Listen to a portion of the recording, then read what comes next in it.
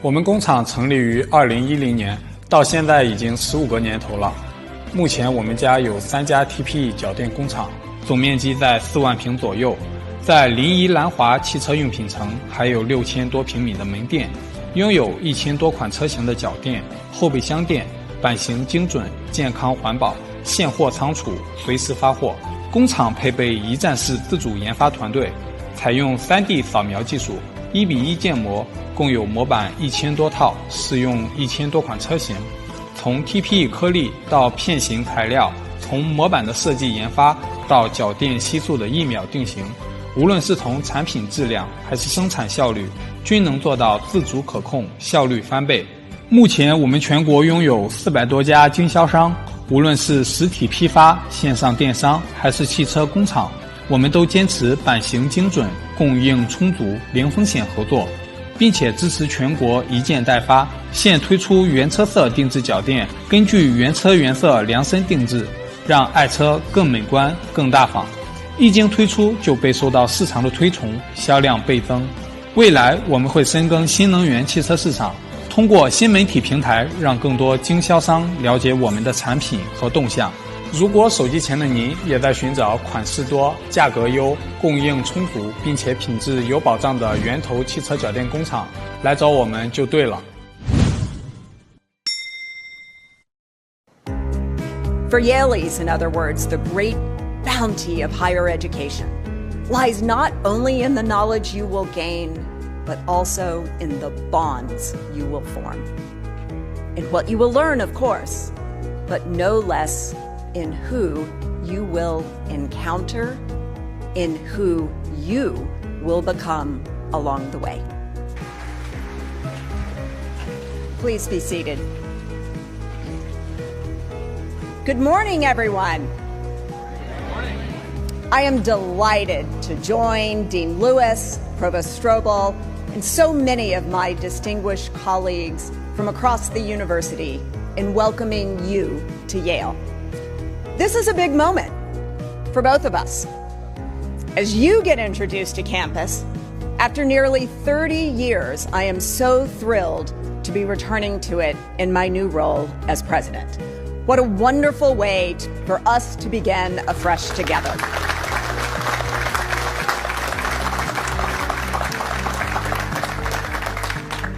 I would also like to acknowledge your loved ones, family members, friends, and supporters in attendance. To all the parents here today, I can imagine the mixed emotions you may be feeling at this moment. Having dropped off my second and last to leave the nest only 2 years ago, I remember well the immense feeling of pride mingled with sadness for how much I was going to miss her. So I want to thank you for entrusting your children to Yale.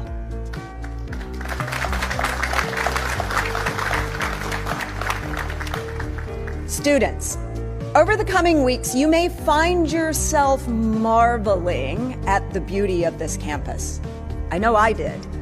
Such an extraordinary collection of buildings and landscapes with grand, awe-inspiring sights, or you might just wonder if you have wandered on to a Harry Potter set.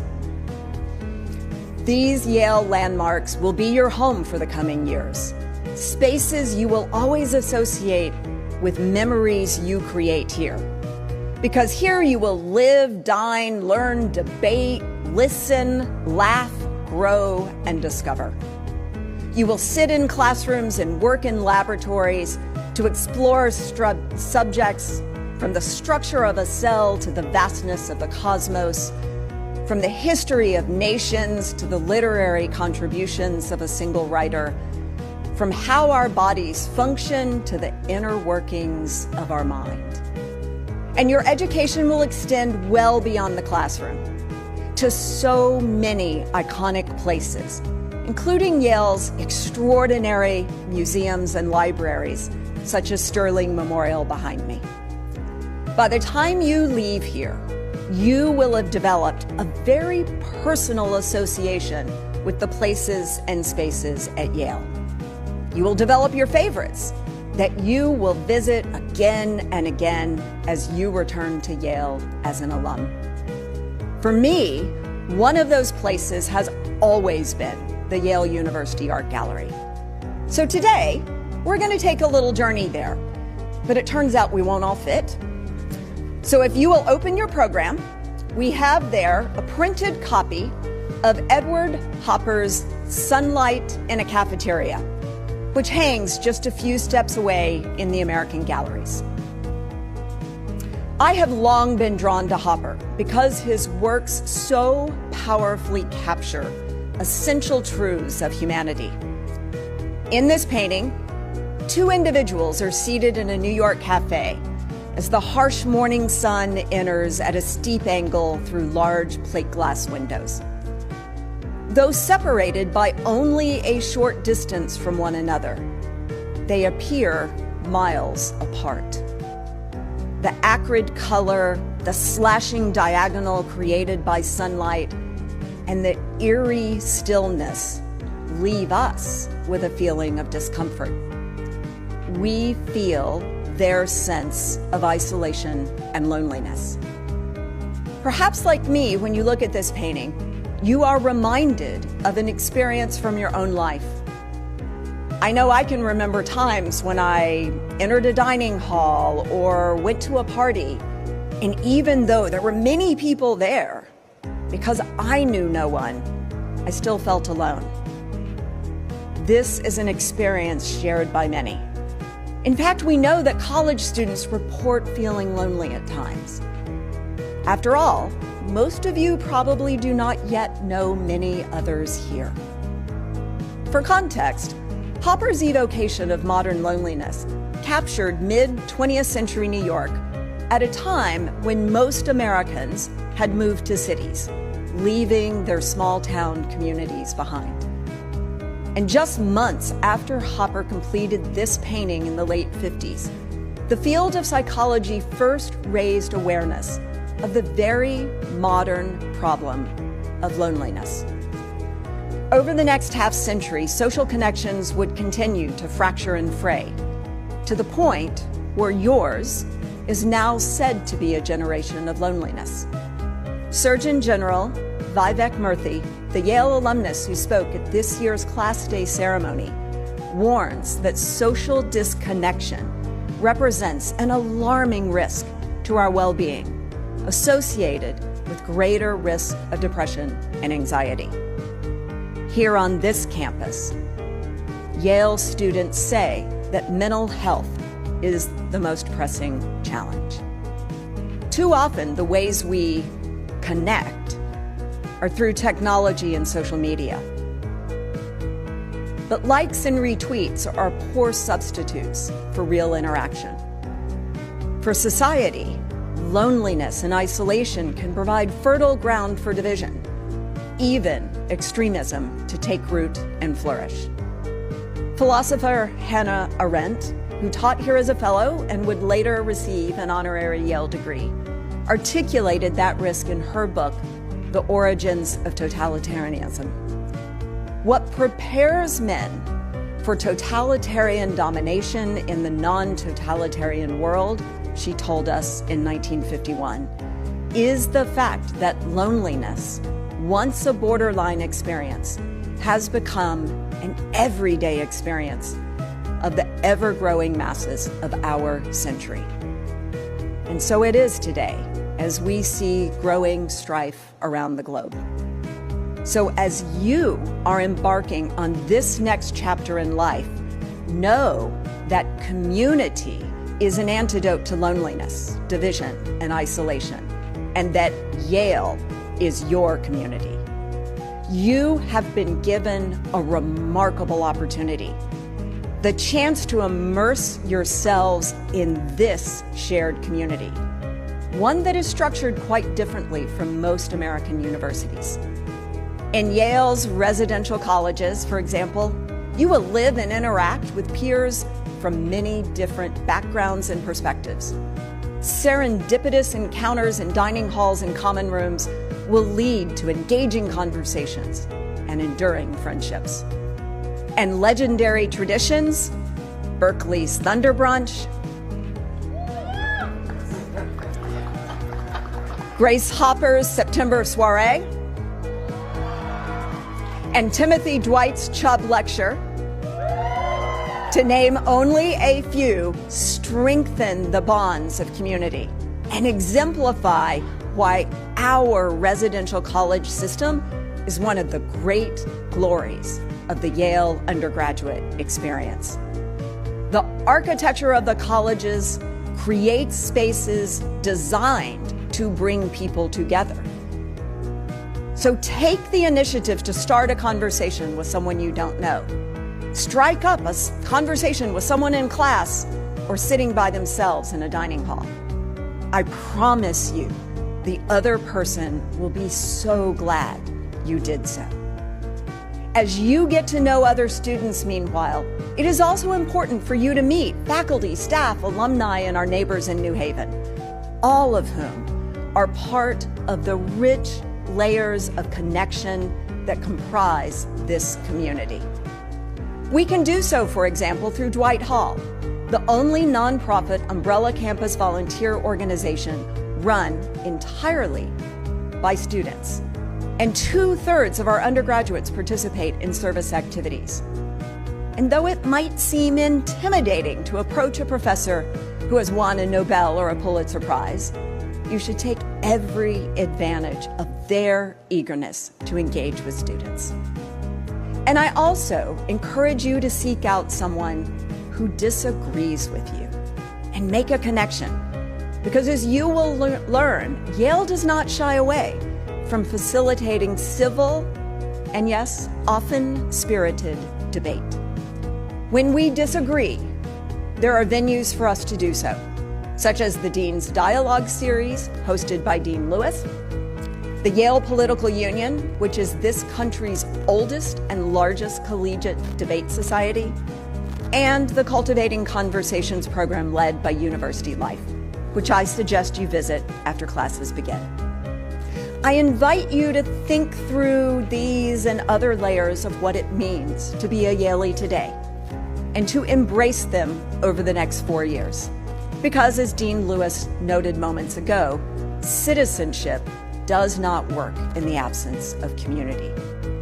Because one of the most important skills you can develop here is learning to listen, particularly to those with whom you may disagree. Truly listen, not just to formulate your rejoinder, but to understand their perspective. We must, as Hopper's painting compels us to consider, pull up a chair and sit next to that fellow student dining alone. And when doing so, listen and be curious. Consider how different this painting would feel if, rather than retreating from one another, the two strangers in Hopper's painting were seated together, engaged in a lively conversation. Members of the class of 2028, take a minute and look at those seated near you, most of whom you probably do not know yet. You share much in common, including this: Yale wanted each and every one of you to be part of our community. You were chosen from a record applicant pool.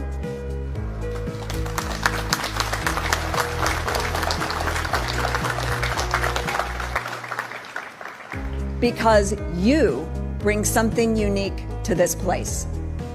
But your uniqueness, naturally, is going to be distinct from somebody else's. This campus is formed very deliberately of people who are diverse, radically so perhaps, from one another. Your charge then, while you are here, is to start your interactions from an understanding of your shared humanity, from a place of mutual understanding that we are all part of this community. Indeed, you would do well to remember the words of retired Supreme Court Justice Stephen Breyer, who received an honorary Yale degree earlier this year. Listen to what other people say. Because if you talk long enough, you'll discover they say something you actually agree with. And then what you say is, let's work with that. In a world trying with great force to get us to vilify others, to push us apart, to focus us narrowly, almost exclusively, on what makes us different, we at Yale want to focus on what we share as a community. A community that doesn't end in 4 years' time, because then you will join the vast Yale alumni network of which you will always be a part. Perhaps that is why the late George Pearson, an official historian of Yale, memorably observed that our university is at once a tradition, a company of scholars, a society of friends. For Yaleys, in other words, the great bounty of higher education lies not only in the knowledge you will gain, but also in the bonds you will form. In what you will learn, of course, but no less in who you will encounter, in who you will become along the way. So today, it gives me great pleasure to welcome you to a place of both scholarship and friendship. It gives me great pleasure to welcome you to Yale. Thank you. J.K. Rowling got rejected 12 times before she finally wrote and published Harry Potter. Even Beyoncé had to make hundreds of songs to get Halo. The greatest successes come from having the freedom to fail. Now, today, we have a level of wealth inequality that hurts everyone. When you don't have the freedom to take your idea and turn it into a historic enterprise, we all lose. And right now, today, our society is way over-indexed on rewarding people when they're successful, and we don't do nearly enough to make sure that everyone can take lots of different shots. Now, let's face it, there is something wrong with our system when I can leave here and make billions of dollars in 10 years, while millions of students can't even afford to pay off their loans, let alone start a business.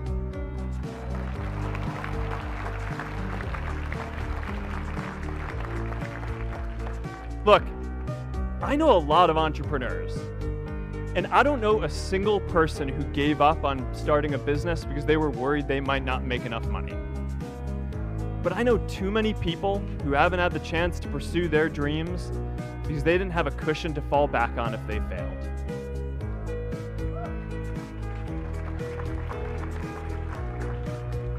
We all know you don't get successful just by having a good idea or working hard. You get successful by being lucky too. If I had to support my family growing up instead of having the time to learn how to code, if I didn't know that I was going to be fine if Facebook didn't work out, then I wouldn't be standing up here today. And if we're honest, we all know how much luck we've had to get to this point in our lives. Every generation expands its definition of equality. Previous generations fought for the vote and civil rights. They had the New Deal and Great Society. And now it's time for our generation to define a new social contract.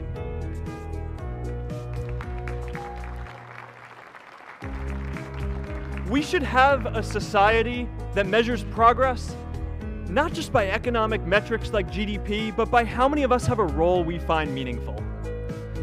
We should explore ideas like universal basic income to make sure that everyone has a cushion to try new ideas. We're all going to change jobs and roles many times, so we need affordable childcare to get to work and healthcare that's not tied to just one employer.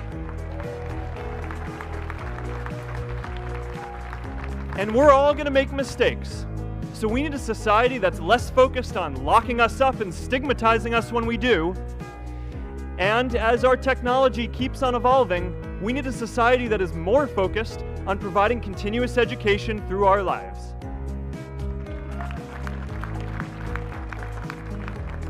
And yes, giving everyone the freedom to pursue purpose isn't going to be free. People like me should pay for it. And a lot of you are going to do really well, and you should too.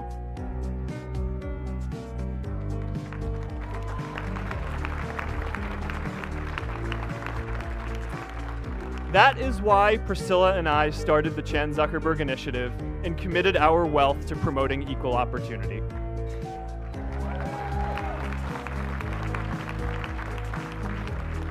These are the values of our whole generation. It was never a question of if we were going to do this. The only question was when.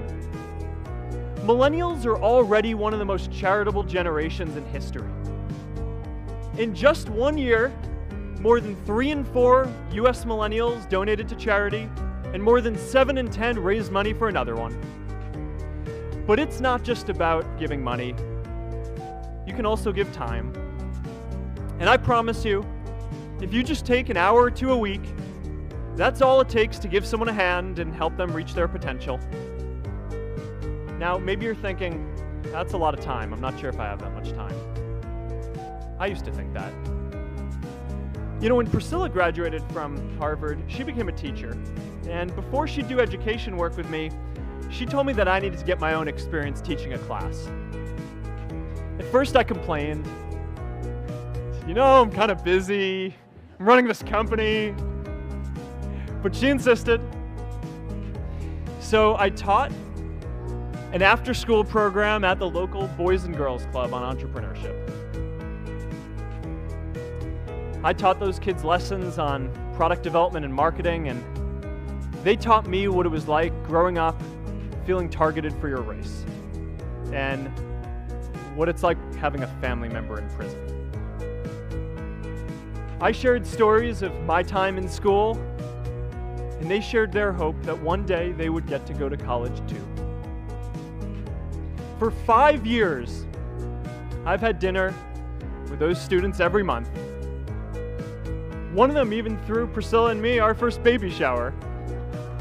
And next year, they're going to college.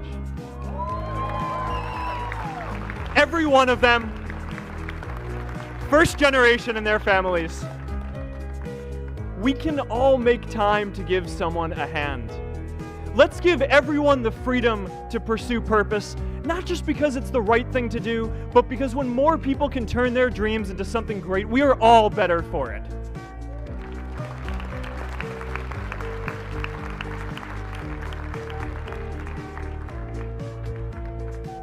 Purpose doesn't only come from work.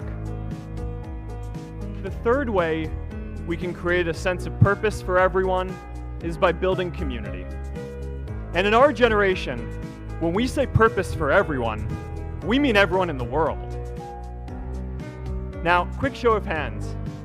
How many of you here are from another country? All right, now keep your hands up. How many of you are friends with one of these folks? Now we're talking. See, we have grown up connected.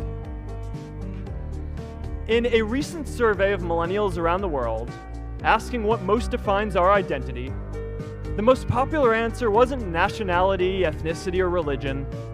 It was citizen of the world. That's a big deal. Every generation expands the circle of people we consider one of us. And in our generation, that now includes the whole world. We understand that the great arc of human history bends towards people coming together in ever greater numbers, from tribes to cities to nations, to achieve things that we could not on our own. We get that our greatest opportunities are now global. We can be the generation that ends poverty, that ends disease. And we get that our greatest challenges need global responses too. No country can fight climate change alone or prevent pandemics. Progress now requires coming together, not just as cities or nations, but also as a global community. But we live in an unstable time. There are people left behind by globalization across the whole world. And it's tough to care about people in other places when we don't first feel good about our lives here at home. There's pressure to turn inwards. This is the struggle of our time. The forces of freedom, openness, and global community against the forces of authoritarianism, isolationism, and nationalism. Forces for the flow of knowledge, trade, and immigration against those who would slow them down. This is not a battle of nations. It is a battle of ideas. There are people in every country for more global connection, and there are good people against it. And this isn't going to be decided at the UN either. It's going to happen at the local level when enough of us feel a sense of purpose and stability in our own lives that we can start to open up and care about everyone else too. And the best way to do that is to start building local communities right now.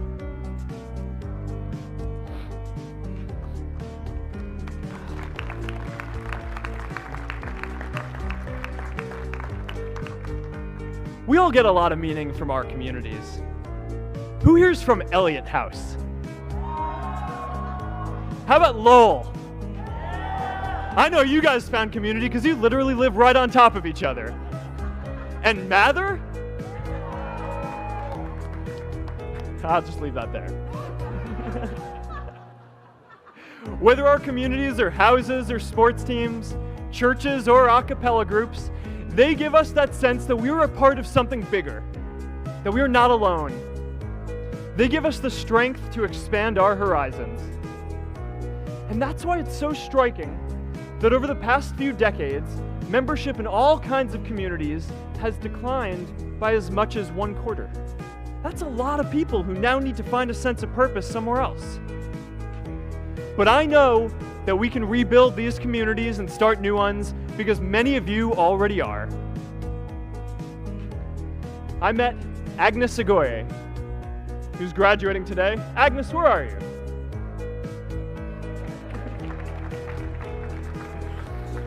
Agnes spent her childhood navigating conflict zones with human trafficking in Uganda, and now she's trained thousands of law enforcement officials to keep communities safe.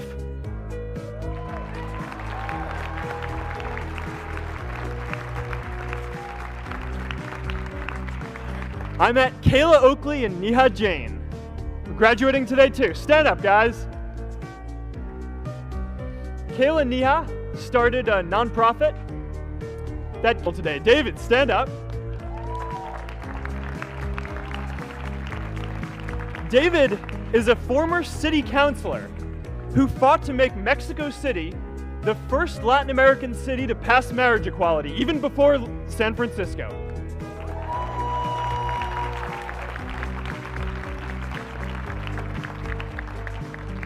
And this is my story too. A student in a dorm, connecting one community at a time, and keeping at it until one day we can connect the whole world. Change starts local. Even global change starts small with people like us. In our generation, the struggle of whether we connect more, whether we achieve our greatest opportunities, comes down to this: your ability to build communities and create a world where every single person has a sense of purpose.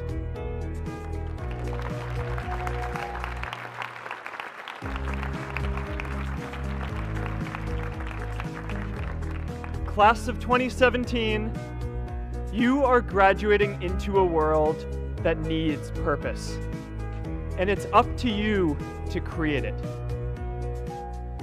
Now, maybe you're asking yourself, can I really do this?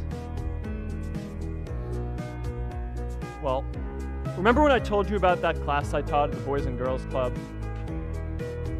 One day after class, I was talking to my student. But if a high school senior who doesn't know what the future holds for him can do his part to move the world forward, then we owe it to the world to do our part too.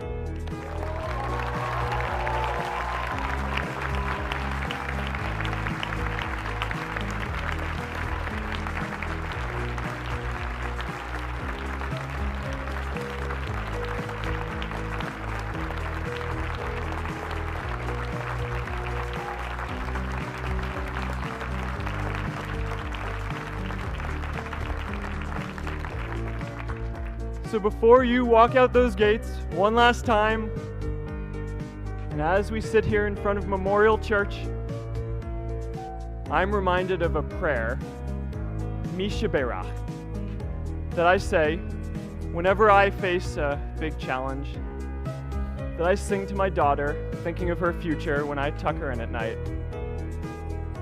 And it goes, "May the source of strength, who's blessed the ones before us, help us find the courage to make our lives a blessing."